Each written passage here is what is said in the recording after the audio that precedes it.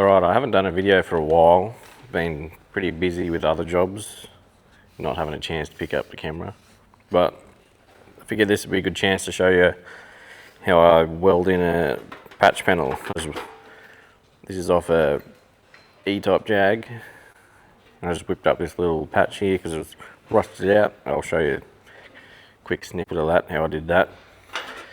But then I'll show you how I'll weld it and finish it.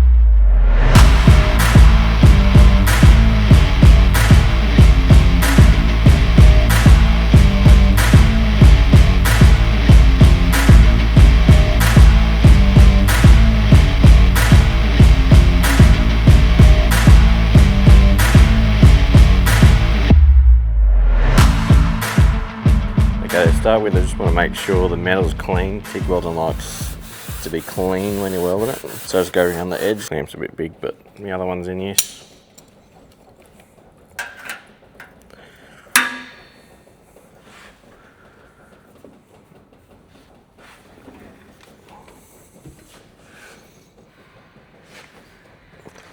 Alright, so I'm not too worried about this part. I've scribed this line and cut to the line so I know is right. So what you want to do is you want to tack from one end to the other.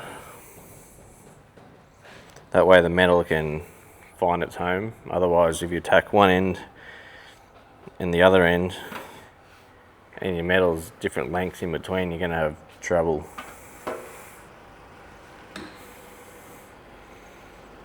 A little trick I like to do is to sharpen my tungsten, is just chuck it in the drill. That way you can put it on the bench grinder and spin the drill and you get a nice, quick, consistent, sharp point.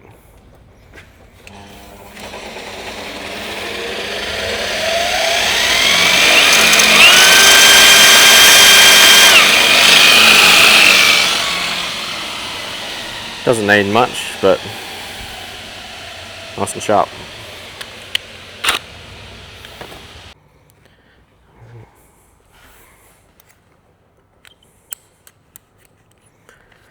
You give it a bit of stick out with these cups. The beauty of having a nice gas lens in there.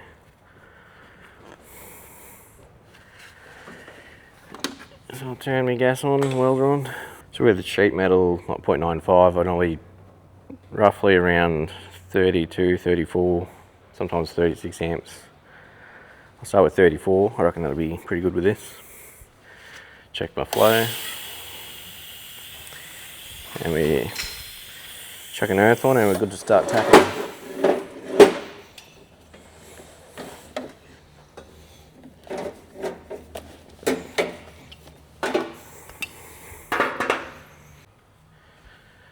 Another little tip I've got before we start involves the drill again.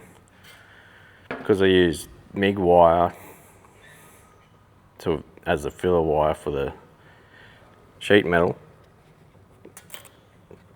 it comes out curvy when I just pull it straight out of the gun, out of the MIG welder.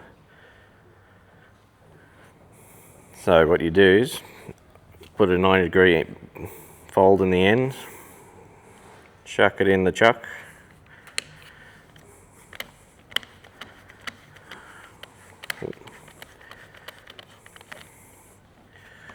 just nip that up, some pliers on the other end, and you just pull the trigger.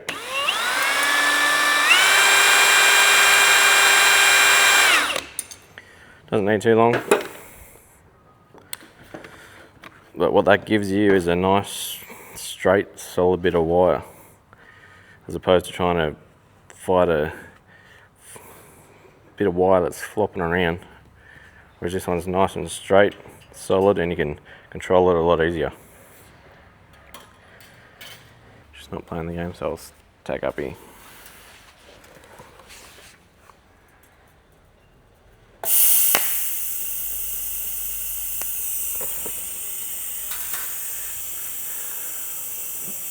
Doesn't need a long tack, just a quick one.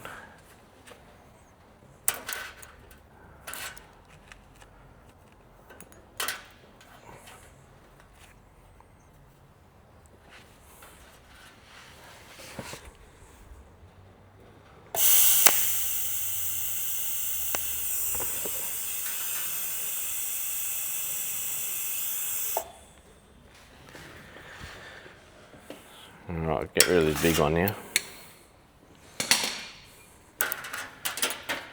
So now I've started, I can just clamp and work my way across. It's just good having access with the clamp with nice flat feet.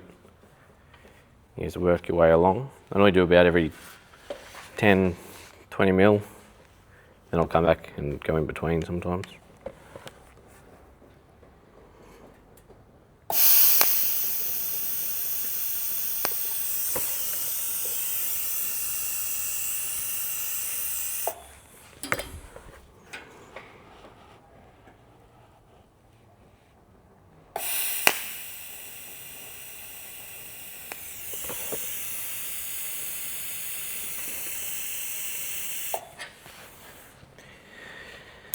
Just move the clamp along, check it.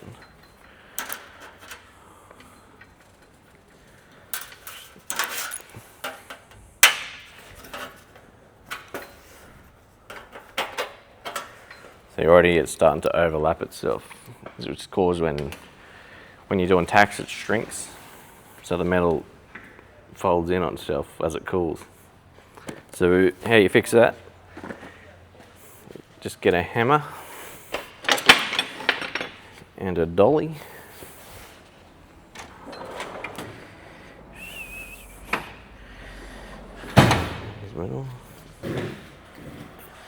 And all you got to do is just give it a little tap.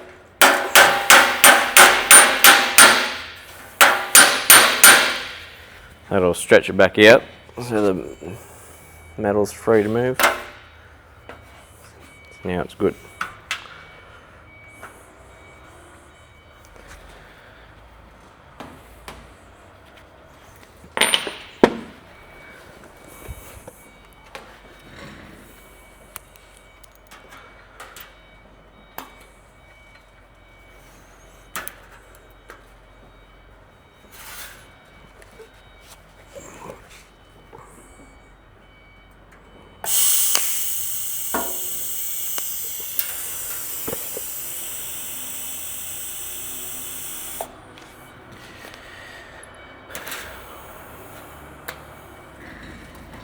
You may have to go back and forth a bit of tapping here and there.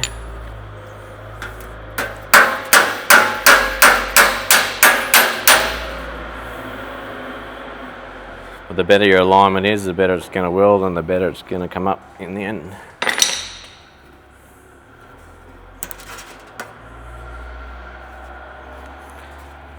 Just take your time with it.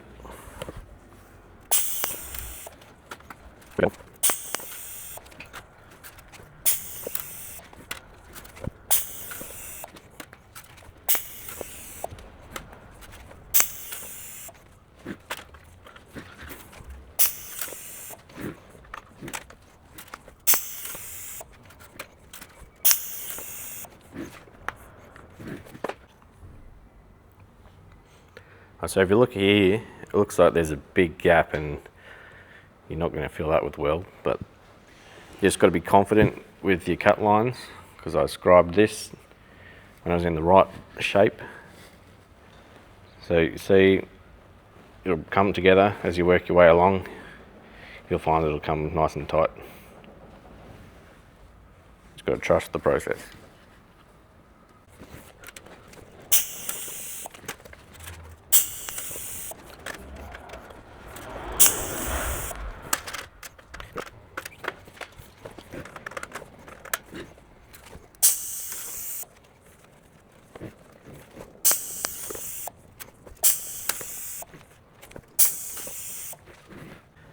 Already as I'm working my way along, you can see it's closed up that gap nicely. Just slowly work your way along and make sure everything's level and you get good results.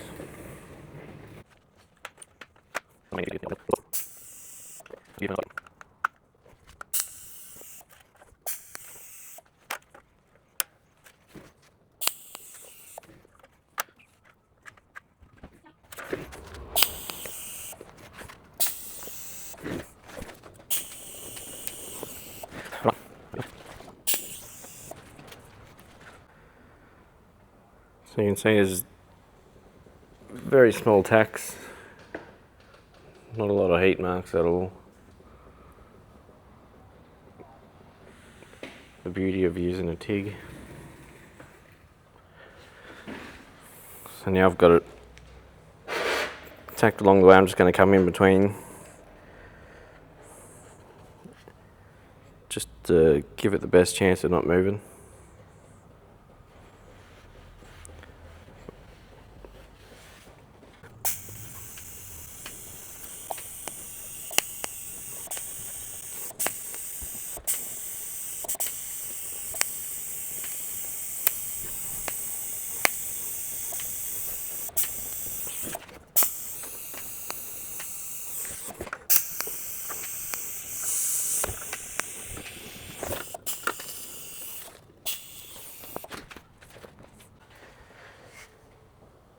Alright, now it's all tacked.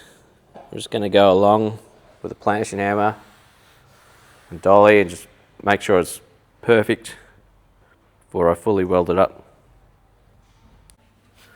So you can chuck a sandbag on top of it. Just quietens it up a bit and holds it in place while you're hammering.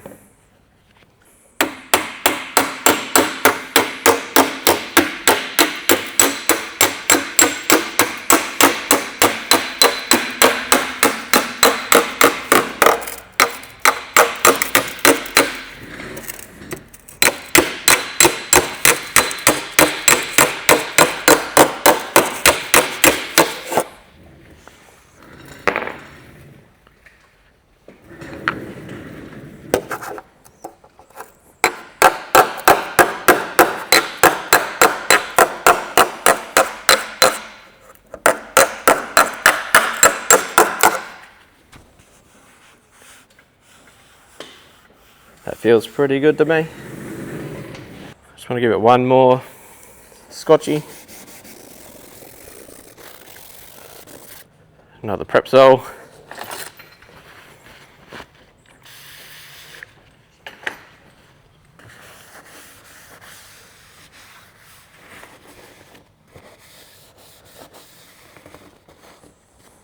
See how dirty it is. Definitely helps to clean it.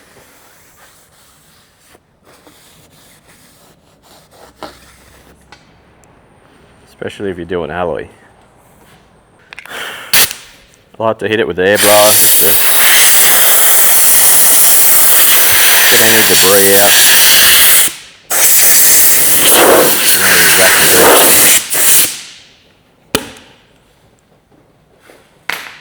Well, now we're ready to fully weld it.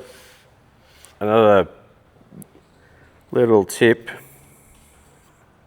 or rule of thumb. You don't use any more length of wire than the length of weld you're going to do. Otherwise you end up with too much build and it's a lot more work at the end. And if you don't use any filler at all, I find you're just going to get undercut. And then when you go to smooth it out, you're going to notice it. You're going to have to go back and address those areas. So you just want to be, I'll normally dab about every 5-10 mil Just keep the, you'll notice the pool, what it wants, if it needs a bit more, if you can just keep going without it. But as you progress, you pick it up and understand what it needs. And also, it's going to be one continuous weld the whole way along. Find if you start, stop, wherever you stop, that metal's cooling and shrinking. So then you go to weld on that again, it's going to shrink again, so it's double shrinking the areas. So you're going to have one spot that's shrunk more than the other. That's how you end up with wobbles all through it. It's just going to make it hard to planish it out. So it's one continuous weld, it's uniform, and it's going to cool evenly, therefore shrink evenly, so then you can planch evenly, and it's going to bring it back to how you started.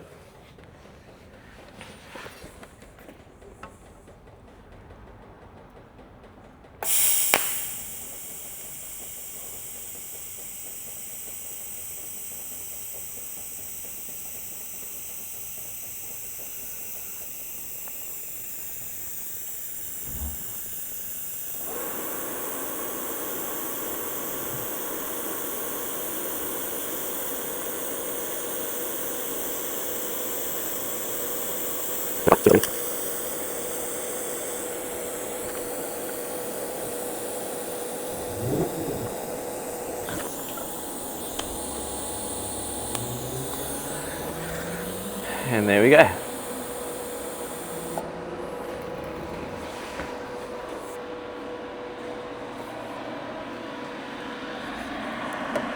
So this is how much filler wire I've got left over. So when you do one continuous run, you see the heat lines even the whole way along.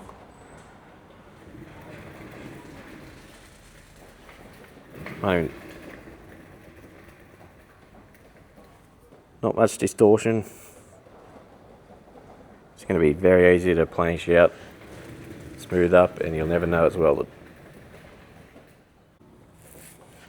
So what I'll do now is just lightly run over it with a roll lock to take the top off, so I can hammer it a bit nicer.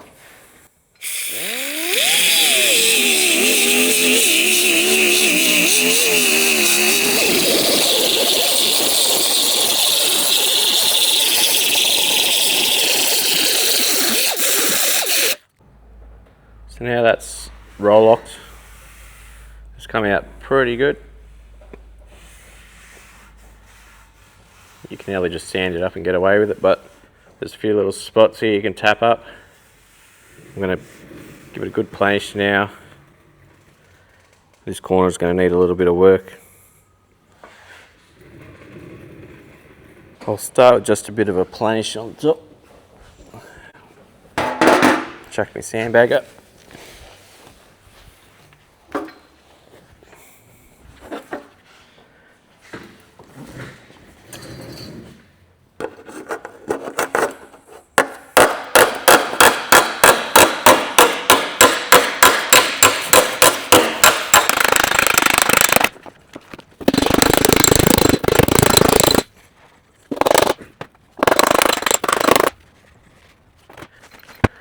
Just flip it over, tap it up the other way.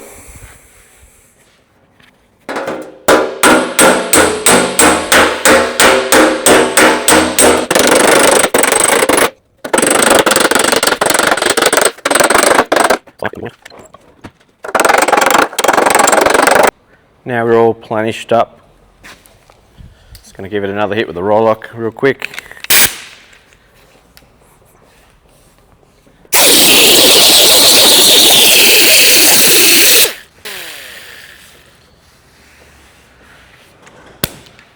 And I can move on to the sander.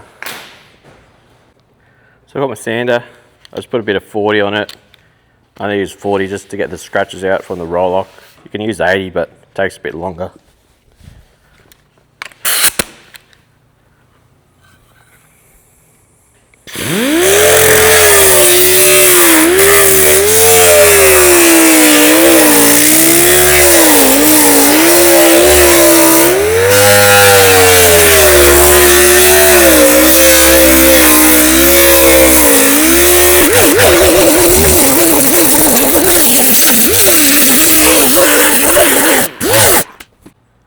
come in with a 5mm orbital sander, 40 on it, just to get the 40 scratches out.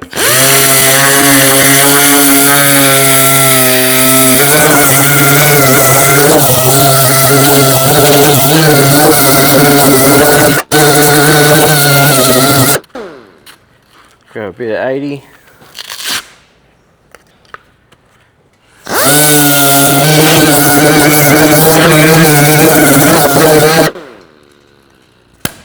And there you have it. If you really want, you can give it a scotchy.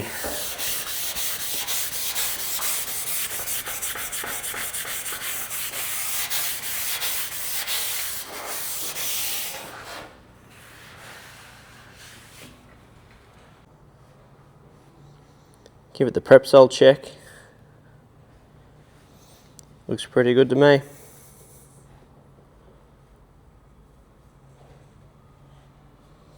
There's a bit of pitting and stuff here, but it's all been sandblasted, it's clean. End of the day, this is getting trimmed. You're never going to see it. It's got a couple of holes to weld up here. Same as the other side, a couple of holes, little patch here I've got to do, and then ready for paint. But it's easy as that. On the back side, good penetration all the way along. Give this a bit of a sand up too, just to hide it a bit, make it nice. You'll never know. If you enjoyed watching this or learnt something, let me know in the comments or what you want to see next. Any questions, happy to answer. And I'll see you in the next one.